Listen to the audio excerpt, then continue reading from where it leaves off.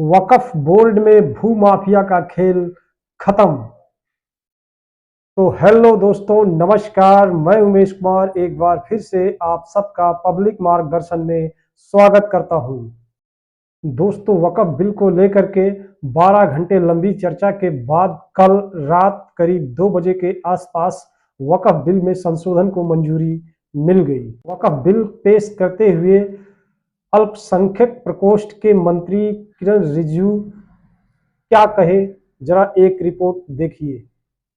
के बारे में उसका जिक्र काफी हो चुके हैं, लेकिन मैं इतना कहना चाहता हूं कि जो कमेटी इस बार दोनों सदन लोकसभा राज्यसभा मिला करके ज्वाइंट कमेटी में वक्फ अमेंडमेंट बिल पे जो चर्चा हुई है, आज तक भारत के संसदीय इतिहास में इतना व्यापक रूप से चर्चा, कंसल्टेशन और समय कभी नहीं किया है। इसलिए मैं जो ज्वाइंट कमेटी में जितना मेंबर्स दोनों सदनों के लोकसभा और राज्यसभा में जो सदस्य उस कमेटी में थे, मेरे तरफ से सरकार की ओर से मैं धन्यवाद देता हूं, अभिनंदन करना चाहता हूं। अध्यक्ष महोदय जी, कुल मिलाकर के 97,27,772 याचिकाएं ऑनलाइन, फिजिकल, मेमोरेंडम के रूप में, रिक्वेस्ट के रूप में और सुझाव के रूप में पूरे तरह से सरकार ने देखा है। वो जेपीसी के माध्यम से हो या डायरेक्ट दिया हो, हमने सब उसको देखा है। इससे बड़ा कभी भी, इससे ज्यादा संख्या में किसी भी बिल कपर में लोगों का याचिकाएं नहीं आया आज तक। कुल मिलाकर के 284 डेलीगेशन ने अलग अलग समुदाय के जो स्टेक होल्डर्स है, उन्होंने कमेटी के सामने में अपने बात को रखा है, सुझाव भी दिया है। 25 स्टेट गवर्नमेंट और यूनियन टेरिटरीज का वक्फ बोर्ड ने दोस्तों, इस बिल में किसी भी मस्जिद के मैनेजमेंट में या किसी भी ईदगाह के मैनेजमेंट में कोई दखल नहीं होगा। इस वक्फ बोर्ड में 10 सदस्य होंगे, जिसमें 2 महिला सदस्य कंपलसरी है और उसके बाद 2 रिटायर जज होंगे और 3 सांसद भी शामिल होंगे। वक्फ बोर्ड में शिया और सुन्नी मुसलमान को भी शामिल किया गया है। दोस्तों, सरकार को इस बिल लाने में एक ही मकसद है कि इसमें पारदर्शिता आए। क्या सही है, क्या गलत है, वो सरकार की निगरानी में हो। कल चर्चा के दौरान लोकसभा में इस बिल को लेकर के भारी विरोध भी हुआ।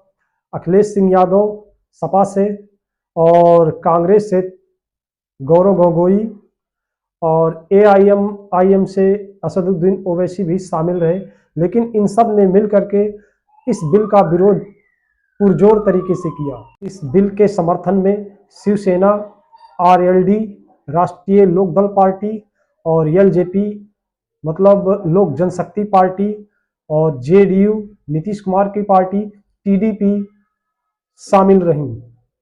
बिल का विरोध करते हुए समाजवादी पार्टी के राष्ट्रीय अध्यक्ष अखिलेश सिंह यादव ने कहा कि इस बिल में ना तो नीति सही है और ना नियत सही है। ऐसा ही बयान टीएमसी की तरफ से आया। टीएमसी की तरफ से जारी बयान में कहा गया कि इस बिल का मकसद मुसलमानों के अधिकारों को छीनना है। कांग्रेस ने इस बिल का विरोध करते हुए कहा कि ये संसदीय ढांचे पर हमला है जो जबरदस्ती थोपा जा रहा है। दोस्तों, इस बिल को लेकर के देश भर में हर प्रदेशों में लगभग कहीं ना कहीं प्रदर्शन जारी है, लेकिन कहीं पर मिठाई खिला करके इस बिल का स्वागत भी किया जा रहा है। मसला नहीं है, हमें नौकरी चाहिए, हमें बिजनेस चाहिए, हमें लोन्स चाहिए। इसका ताल्लुक वक्फ बोर्ड से कहाँ है? वक्फ बोर्ड तो ऑलरेडी हमें जॉब देता है, हमें पेंशन दे रहा है, हमें एम्प्लॉयमेंट दे रहा है, हम उससे सेटिस्फाइड है। वक्त जैसे चल रहा है हम उससे 100% विरोध की वजह यही है, जो हो रहा है वो गलत हो रहा है। हिंदुस्तान के अंदर 70 सालों में अभी तक किसी ने इस ऑप्शन नहीं उठाया। अब ये बीजेपी हुकूमत इस पर ऑप्शन उठा रही है। कभी मस्जिद, कभी मंदिर, कभी गुरुद्वारा, कभी कुछ, कभी कुछ, कभी कुछ। विरोध हम आपको एक भोपाल की तस्वीर दिखाते हैं जहां पर लोगों ने इस बिल का समर्थन किया है और मोदी जी का शुक्रिया किया है। ऐसी ही तस्वीर मध्य प्रदेश के भोपाल में भी देखने को मिली है। यहाँ पर बिल के समर्थन में लोग सड़कों पर पटाखे फोड़ जश्न मनाते नजर आए और एक दूसरे को फूल देकर जश्न मनाते नजर आए। जो अच्छे स्कूल बनाएंगे, बच्चे अच्छे से पढ़ेंगे, जो मोदी जी करेंगे वो सब करेंगे उनके लिए। हम सब लेडीज ये प्रदर्शन इसलिए जारी है दोस्तों, जिन भूमाफियाओं का वक्फ बोर्ड पर कब्जा था, ये उनके लिए गले की हड्डी बन गई है और गरीब मुसलमानों तक इसका कोई भी लाभ किसी भी गरीब मुसलमान के पास नहीं पहुंचता था। इसलिए सरकार इस बिल को लाने में सहमति जताई। कल लोकसभा में गृह मंत्री अमित शाह ने साफ शब्दों में कह दिया है कि ये संसद का कानून है और सबको मानना पड़ेगा। आप मानेंगे कैसे नहीं। कल चर्चा के दौरान गृह मंत्री अमित शाह ने यह भी कहा कि आने वाले 4 सालों में गरीब मुसलमानों को ये पता हो जाना चाहिए कि इससे उनको कितना फायदा हुआ। उन्होंने कहा, अगर सन 2013 में व्यापक संशोधन नहीं हुआ होता तो इस बिल को लाने की जरूरत नहीं पड़ती। बिल के समर्थन में 288 वोट और बिल के विरोध में 232 वोट पड़े। लोकसभा में चर्चा के दौरान असदुद्दीन ओवैसी ने बिल को फाड़ दिया, जो कि एक असंवैधानिक है। दोस्तों, 1954 में बना वक्फ बोर्ड आखिर इतना बड़ा भूमाफिया कैसे बन गया, जिसके पास 9.4 लाख एकड़ जमीन कहां से आ गई? आप हमें कमेंट में जरूर बताएं और सपोर्ट करें।